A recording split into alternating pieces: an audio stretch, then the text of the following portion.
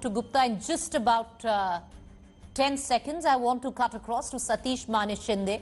He is Rhea Chakraborty's lawyer, who's right now in jail in a completely unconnected case where suicide or murder is concerned, but on drugs. Mr. Maneshinde, appreciate you joining us. Mr. Maneshinde, right now, the family of Sushant Singh Rajput, the lawyer, wants a fresh forensic team. They don't agree with the AIIMS findings. First of all, they were not satisfied with the Mumbai police, so they went to the Patna police.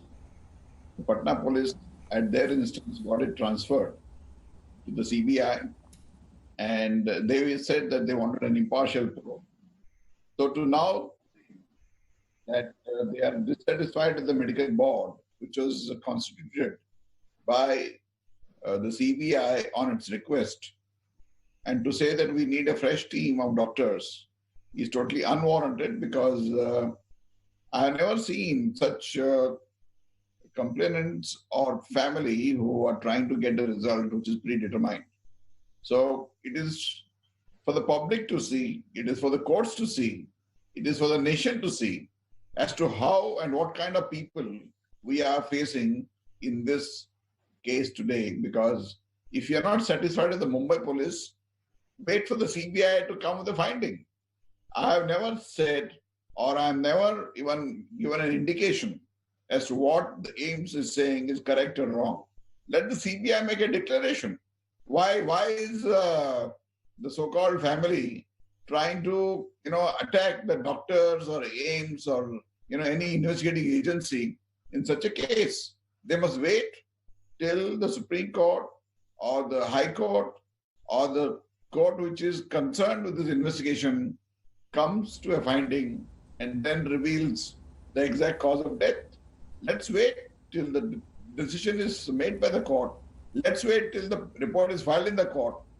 I can't react to all these statements coming in the public, particularly to news agencies who are half-baked and who have anchors who are half-baked and coming on the TV time and again and making all kinds of allegations against Rhea Chakraborty and her family members.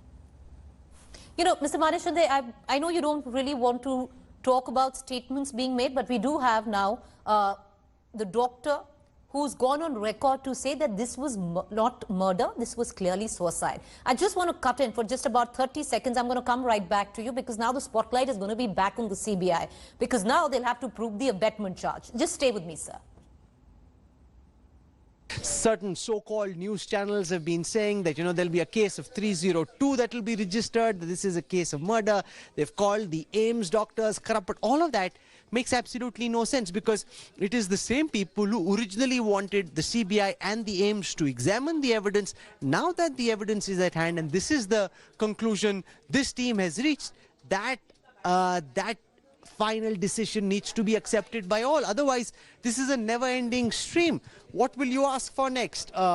Scotland Yard probe, an FBI probe by the investigating agencies in the United States? You'll want the police to come down from Mars?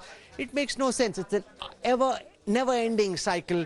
Therefore, the theatre... We're going to try and play that reaction. But Mr. Maneshinde, let me come right back to you. Mr. Maneshinde, now the focus is going to be back to the CBI, because, of course, the family wants a fresh forensic panel.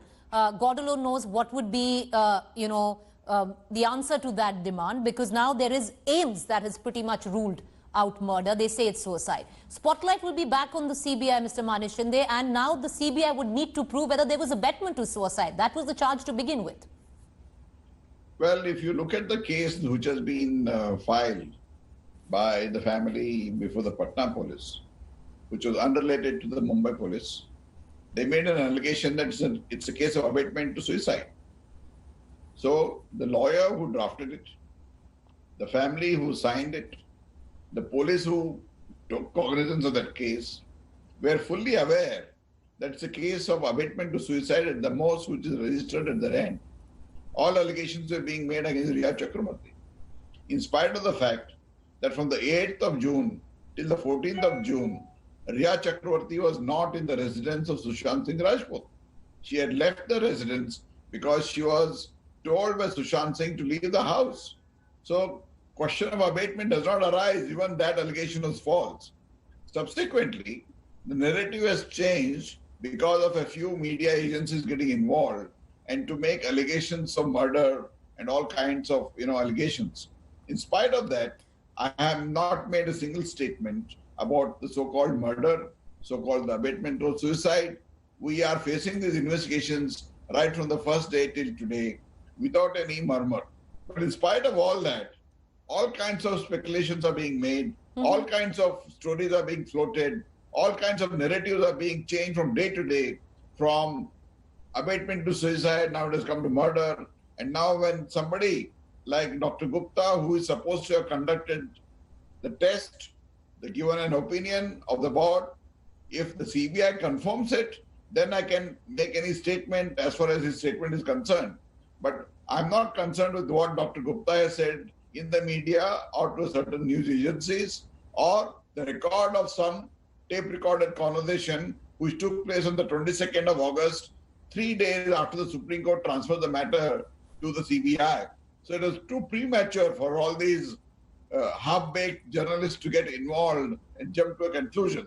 So it's totally pointless for me to comment on these kinds of stories that are being floated. But one thing is for sure, Rhea Chakraborty was not in the residence of Sushant Singh Rajput from 8th to the 14th of June, number one. Number two, she is not the immediate cause of his suicide or abatement to suicide. If at all somebody is concerned, it is the two sisters who were coordinating with various doctors who were administering illegally prescribed drugs and Sushant Singh's habit of consuming drugs. In fact, the family brought into the picture about his drug habit. So therefore, if they are complaining of foul play, if they are complaining of any insult to a dead person, they are the ones who are responsible for this conduct.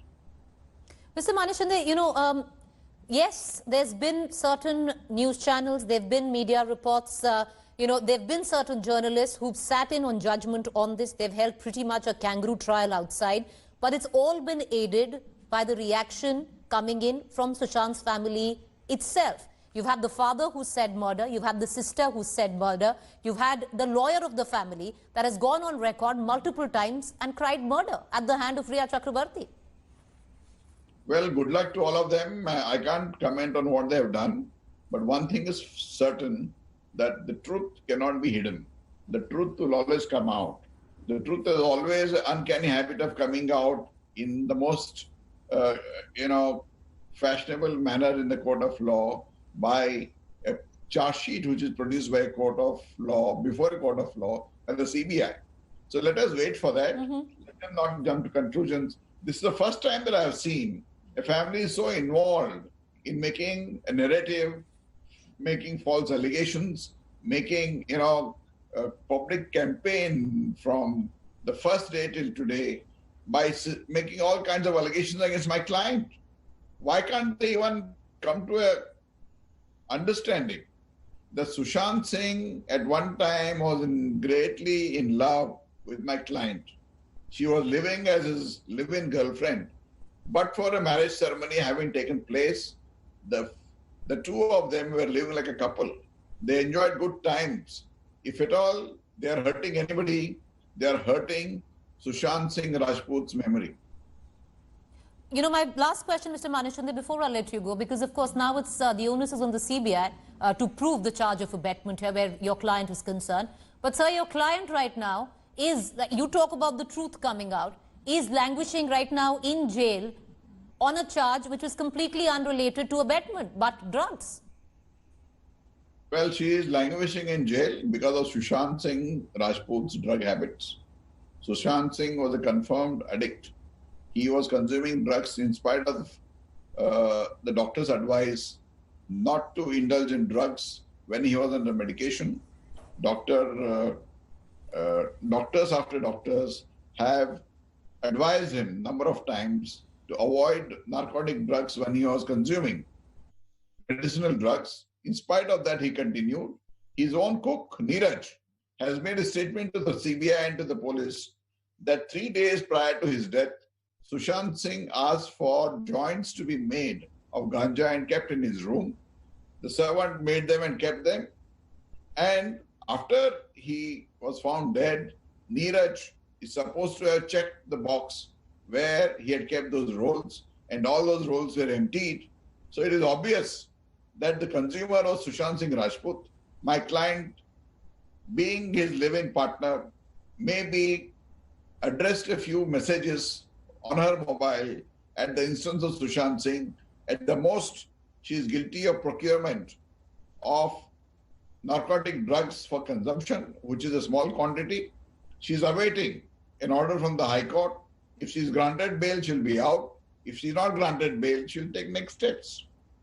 All right. Appreciate you joining Mr. Satish Maneshinde. Thank you there. I want to now cut across to my colleague Sahil Joshi, our Mumbai editorial bureau head.